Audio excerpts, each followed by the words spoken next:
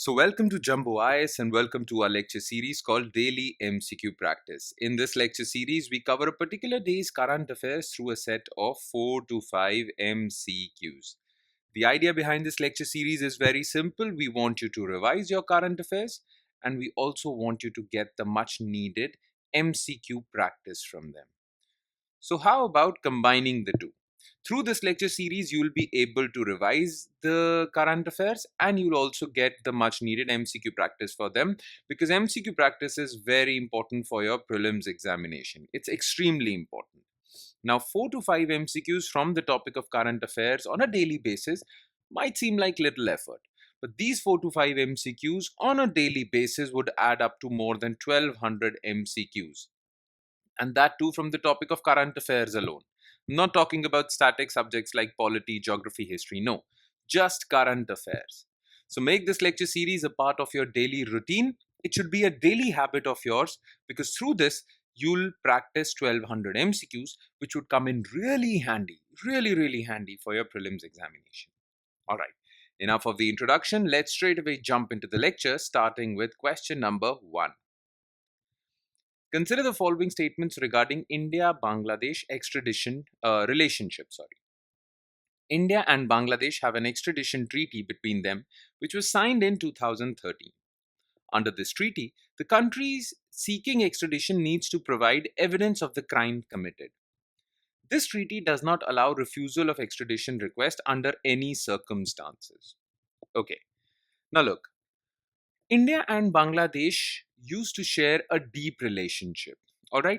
Now, because both of these countries are bordering countries, most of the times the criminals in India, after committing a crime, smuggle themselves to Bangladesh and vice versa. Therefore, both these countries have a treaty, an international agreement through which they can exchange each other's prisoners, or if an Indian criminal is caught by Bangladeshi authorities, they would extradite or bring them back to India. And same goes for Bangladesh as well, vice versa. Now, such a treaty is called extradition treaty.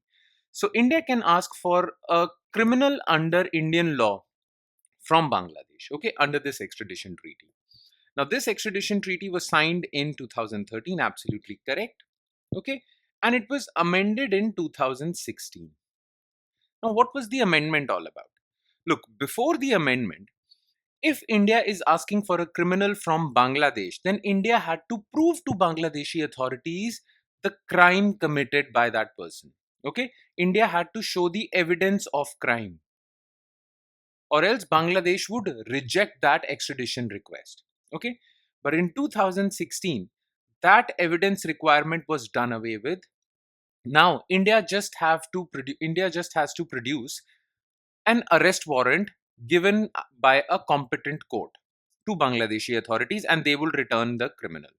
Okay, so under this treaty, the country seeking extradition needs to provide evidence. No, not anymore, not after 2016. Now only an arrest warrant issued by a competent court is all that is required, and the person would be extradited. So this is false. This treaty does not allow refusal of extradition request under any circumstances. Now look, that is not true at all, because under Article 8 of this treaty, grounds are mentioned. Those grounds are mentioned under which a country can refuse the extradition request. Okay, so it is not that the country is legally bound to extradite. They can refuse, but on the basis of certain grounds. Recently, Bangladesh has asked for Sheikh Hasina, and they have issued arrest warrants for her. Now, India can refuse her extradition request under Article 8. Okay, so there are circumstances under which refusal can be made, but generally refusal is not made. So only one. Question 2. Which of the following statements are not correct? Not is important. Not correct regarding forest cover in India. Tree patches measuring 1 hectare or more with a minimum canopy cover of 10% are counted as forests in India. Areas with a canopy density of 70% or more are called dense forests. Areas with a canopy density of 40 to 70% are categorized as open forests. Okay, now listen. Recently, Forest Survey of India came out with its biennial report, okay, about state of forests in India. Biennial means every 2 years. Now, what is forest area as per FSI, Forest Survey of India? So in India, the definition of forest is that any tree patch which has an area of 1 hectare or more and has a minimum canopy density of 10% is counted as forest. Now, what do we mean by canopy density?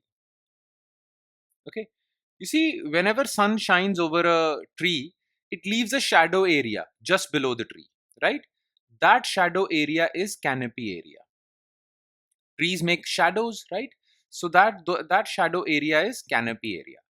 Now, if a particular piece of land, so many trees that the shadow area of those trees is more than 10% of the land, that means that canopy cover of that area is more than 10%, and that is a forest.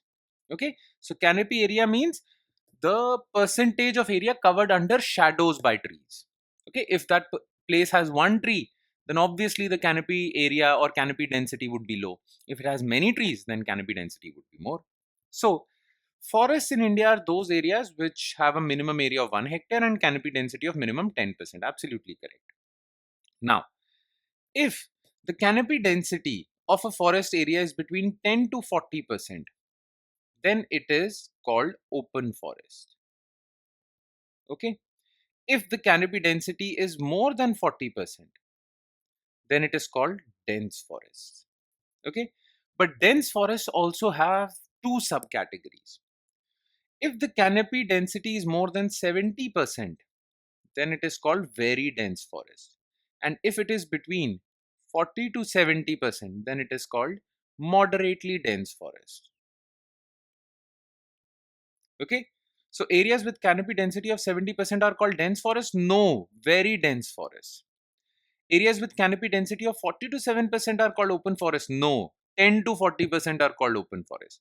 And areas with less than 10% canopy density are called shrubs or shrubland. Okay, grasslands of sorts. So this is also false. Now it was asked which of the following is are not correct. So 2 is not correct, 3 is not correct. Okay, so answer is 2 and 3. B. Question 3. Which of the following statements is are correct regarding Swamitva scheme? It is a centrally sponsored property survey and mapping scheme launched by PM Modi in 2020. It functions under Ministry of Panchayati Raj and involves distribution of property cards in rural areas. By 2024, this scheme has covered the entire rural landscape of the country. Okay, now look, Swamitva scheme is a property survey and mapping scheme of rural India. Okay, because in rural India, land records are not that properly maintained. Okay, so a proper property survey, housing survey using drones, satellite imagery needs to be done so that people's properties are clearly demarcated and then they are issued a property card. Now they can use that property card to sell and buy their property, put it as collateral to get loans from banks. They would get official cards. So official recognition of their property would be through these property cards. This is what Swamitva scheme is. Because earlier, before Swamitva scheme, land records in rural areas were not that properly maintained, and that led to many disputes. Now with these cards, hopefully disputes would also get settled easily. Now, this Swamitva scheme is property survey mapping scheme. It was launched by PM Modi in 2020, but it's a central sector scheme, not centrally sponsored scheme. You see, central sector scheme are 100% financed by central government. Centrally sponsored schemes are partly financed by central government and partly financed by state government. So it is a central sector scheme. And because of that, this statement is wrong. Now, it does function under Ministry of Panchayati Raj and involves distribution of property cards in rural areas. Absolutely correct. Okay. Now, the target for this scheme is by the end of financial year 2025-26. So by 2025-26, end of 2025-26, that means March 2026, this scheme would cover or would have done the property survey and mapping for the entire rural India. Okay, not 2024, 25, 26. So this is also false. Only to C. And last, which of the following statements is are correct regarding National Farmers Day Kisan Divas? It is celebrated every year on the birth anniversary of 5th PM of India Chaudhary Charan Singh. In 2024, the theme of Kisan Divas is empowering Annadatas for a prosperous nation. Alright, again, this is a problem with me, I guess. Only one, only two, both, one and two, neither, one nor two. Okay, now look, since 2001, the government decided in 2001 that every year December 23 would be marked as Kisan Divas or National Farmers Day. December 23 is also the birth anniversary of 5th Prime Minister of India Chaudhary Charan Singh, who was also a very tall farm leader, came out with a lot of policies for the benefit of farmers. So this is correct. Okay. Now, the theme for Kisan Divas or National Farmers Day in 2024 was empowering Annadatas for a prosperous nation. This is also absolutely correct. The correct answer is both 1 and 2, C. All right. And with that, we conclude today's session. Thank you so much for watching, everyone. And I am hoping, in fact, I'm certain that it has added value to your preparation. It would add more value if you revise this lecture from our notes. It will hardly take 5 to 10 minutes, but by revising our notes, you'll get access to detailed explanation to each and every MCQ discussed in this lecture. So go through that explanation, okay? It will not take more than 5 to 10 minutes, but it will really solidify these MCQs in your memory for long periods of time. So make sure you revise this lecture from our notes. The notes are available on our Telegram channel. And where can you find our Telegram channel? Well, just below this video, in the comment section, you'll find a link.